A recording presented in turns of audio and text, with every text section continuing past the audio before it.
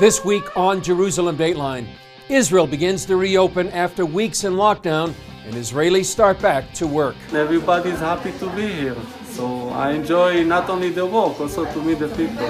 Plus, a sobering look at the plight of Middle East Christians. And some good news. The Sea of Galilee is rising after years of drought. And Jerusalem gets a gift of the Lion of the tribe of Judah from U.S. Christians. All this and more this week on Jerusalem Dateline.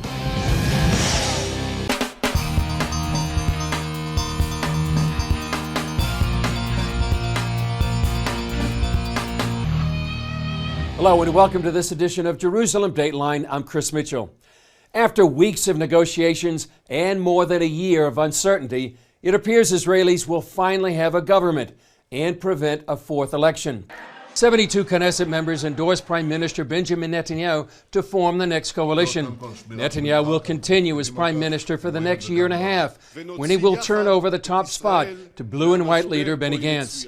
The Supreme Court rejected an appeal to prevent Netanyahu from forming the next government. This decision gives expression to the will of a majority of Israelis who knew that Mr. Netanyahu was indicted and nevertheless want him to be able to form the government and to try and clear his name in court simultaneously. It was COVID-19 that helped forge the agreement between Netanyahu and Gantz, and now Israel is taking the next step to deal with the virus, reopening.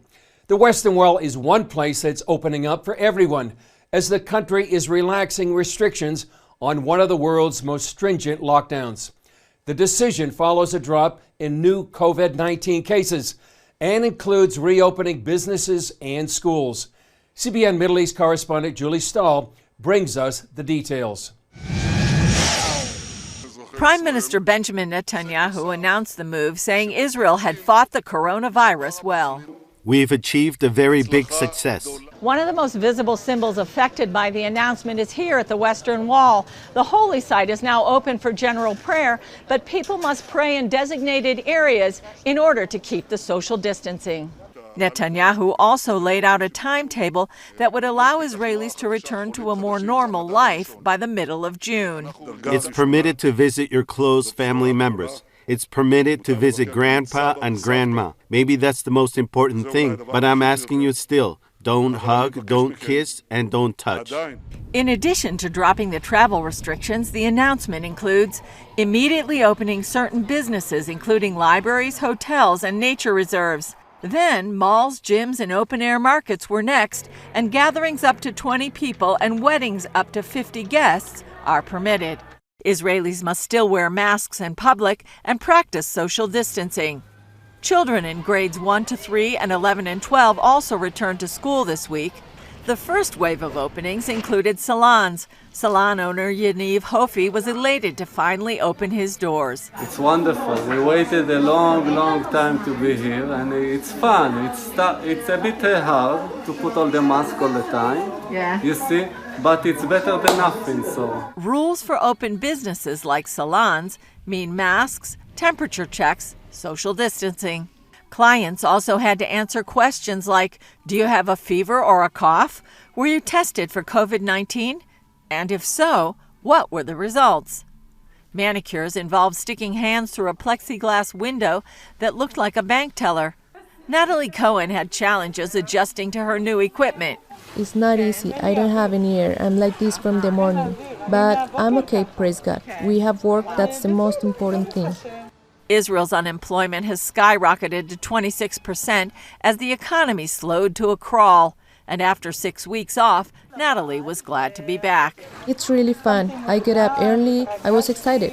She wasn't the only one. 10 weeks since I've had a haircut, and I am very happy. Yaniv said it's about more than just the business. it's to meet all my amazing clients that I see them daily. And it's fun. Everybody's happy to be here. So I enjoy not only the work, also to meet the people. Julie Stahl, CBN News, Jerusalem. Well, questions continue to swirl around lockdowns happening throughout the country and around the world. Israeli researchers from Hebrew University have investigated whether these restrictions went too far. and they're offering conclusions countries might find useful in the continuing struggle. Perhaps the biggest conclusion from this research is by taking certain measures, many countries would not have needed to close down. The big picture is that in many countries, if you have the population behave in a responsible way, I mean, face masks, hygienic measures, some social distancing, like 1 or 2 meters from each other, then in these situations, sometimes you can avoid lockdowns. The research data included measuring the number of ICU beds against the larger population. If enough beds remained available for people in the country, researchers concluded a total lockdown could be avoided. In some countries where the number of ICU beds per million is not high enough, then sometimes partial quarantine is required to some populations. For example, if you need to quarantine the high-risk population for a certain period. For example, in Israel, the need in ICU beds was no more than 60, 70 ICU beds per million. In different countries, it changes. By the ratio in Israel was that, in fact, there was no need to do a lockdown here. They also take the approach that countries need to closely examine the economic and human consequences of a total lockdown versus the risk of exposing people to the virus. First of all, many people lose their life in the lockdown because of avoiding, like, for example, people they need the chemotherapy therapy, they avoid going to the hospital, and people avoid medical treatment because of the lockdown. But also, I think the number of domestic violence and drugs and all these things that will happen as a result of this massive unemployment will cause its toll, and I think the toll will be in human lives. After looking at the total research, these professors feel the chosen cure could ultimately lead to a worse outcome than the sickness itself. Professor Gershon acknowledges the team's conclusion resulted from poring through several weeks of data after the pandemic began. Still, he adds, their research will be useful for the future. Up next, a sobering look at the plight of Christians in the Middle East. It's tenuous and becoming more so. It's difficult to look at a situation anywhere in the Middle East where the situation of the Christians is improving.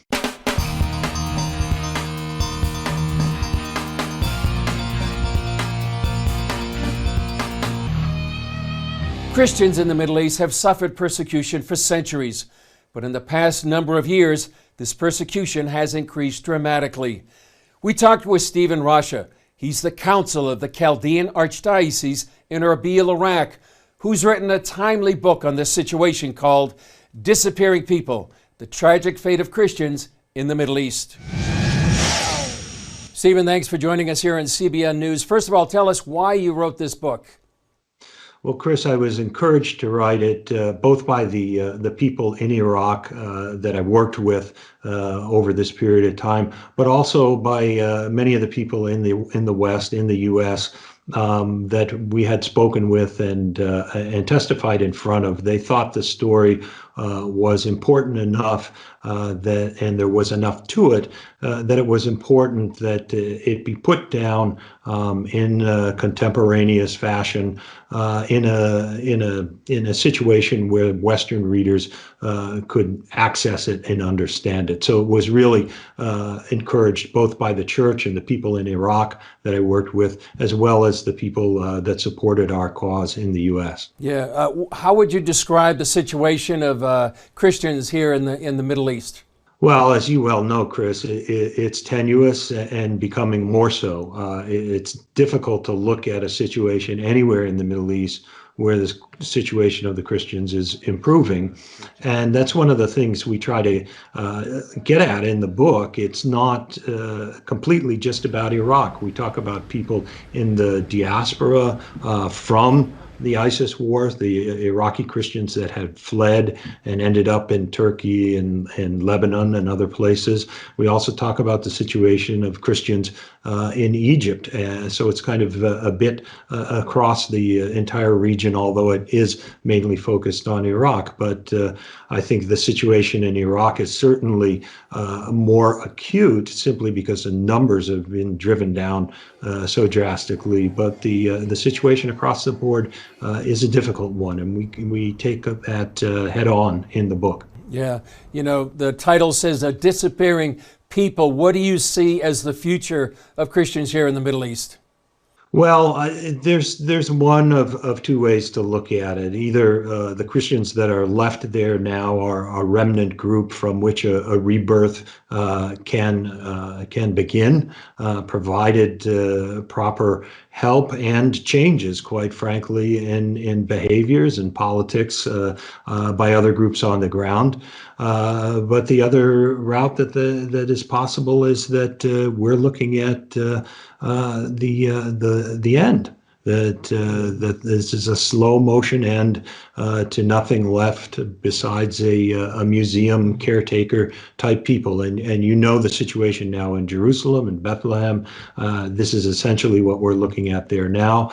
And Iraq is looking at that situation if the trajectory does not change. Yeah, well, it's a tragic story. What can be done by the church in the West and other places in the world, and also by decision makers in the West as well, to help this disappearing people? Well, by the churches in the West, the most important thing that they can do is to continue to pay attention. There's a real fear amongst the Christians in Iraq that in the current situation worldwide, that their plight will be forgotten. But for them, you know, they're right now in a situation where it's a pandemic that came on top of a civil collapse, that came on top of a genocide.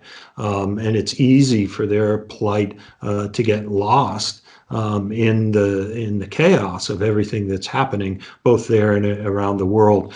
So they really pray and hope that people in the West and in the churches in particular will not forget them. And hopefully this book can help keep that flame alive for them. In terms of what governments can do, you know, we have seen a real sea change in the last year or so with the current administration on how to deal with these refugee and displaced populations.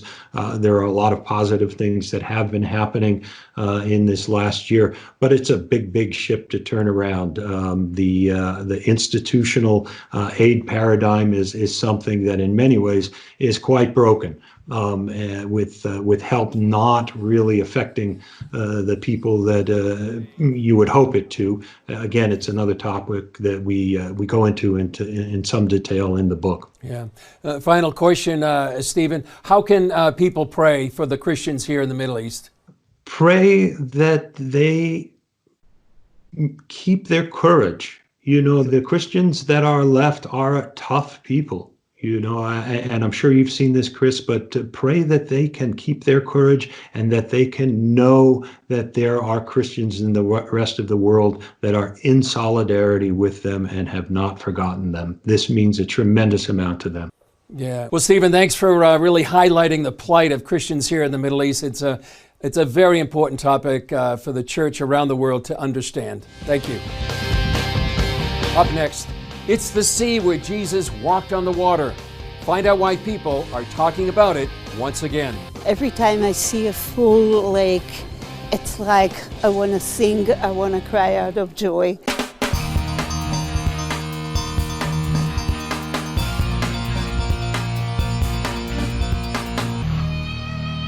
Well, here's a piece of good news. Over the last few months, an unusually rainy winter nearly filled up the Sea of Galilee. As CBN Middle East correspondent Julie Stahl reports, this is one reason in Israel that rainy winters are considered a blessing. For the first time in 20 years, the Sea of Galilee is nearly full. We are very excited because of this fact, and it's very good for all of us around the lake, the Sea of Galilee, for the agriculture, for the farmers, for the tourists, for everybody. The rise in the Sea of Galilee over the last 2 years has been remarkable. After 5 years of drought, it's risen about 18 feet in 2019 and 2020. I'm thrilled. I mean, we still treat it as our lifeline, although we don't drink the water out the sea anymore. And every time I see a full lake, it's like I want to sing, I want to cry out of joy, and I keep amazed by the grace of God. Israel has had more years of drought than rainy years. During the 5 droughted years, we had a very severe problem with the Sea of Galilee, and we stopped almost completely pumping from the Sea of Galilee. We wanted really to recover the Sea of Galilee as much as possible. The lake used to be one of 3 of Israel's main sources of drinking water. Then years of little rain coupled with growing demand prompted Israel to take other action. Israel is closing the gap with desalination, with recycling water, with conservation, technologies, education, whatever we can. Before last year's rainy season, the shoreline looked like this. It had been dry so long, trees grew along the banks. Now they're underwater. Each year, about 1 million tourists visit this biblical lake, or Kinneret as it's called in Hebrew, but not this year. Unfortunately, because of the virus, it's empty. And it's this time of the year, we expect it to be filled with many tourists, with many Israelis. Everybody come to have fun in this beautiful lake. Even Israelis weren't allowed to visit the shore until restrictions began to be lifted. In March, just before the travel ban, CBN News spoke with a tour guide and a visitor here. It's fantastic. I'm stunned. It's the first time that I came back to the Sea of Galilee since it has risen so far, and I haven't seen it like this in years. It's an amazing privilege to be where Jesus was and to go out, especially on a boat, and watch the sunset over a place that I've read in the scriptures so much about, and then to be able to see it. The lake is currently less than 5 inches from the red line full marker, but the rainy season is over until next October. And each summer, the water level drops by 4 to 5 feet from evaporation.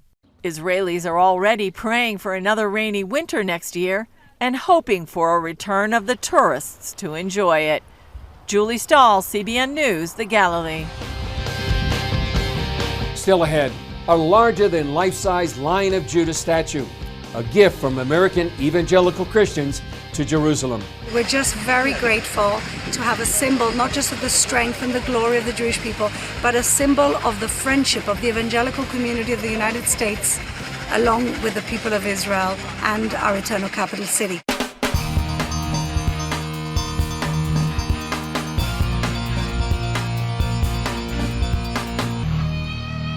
Almost 15 years ago, a well-known Christian artist began carving a larger-than-life-size statue for Jerusalem.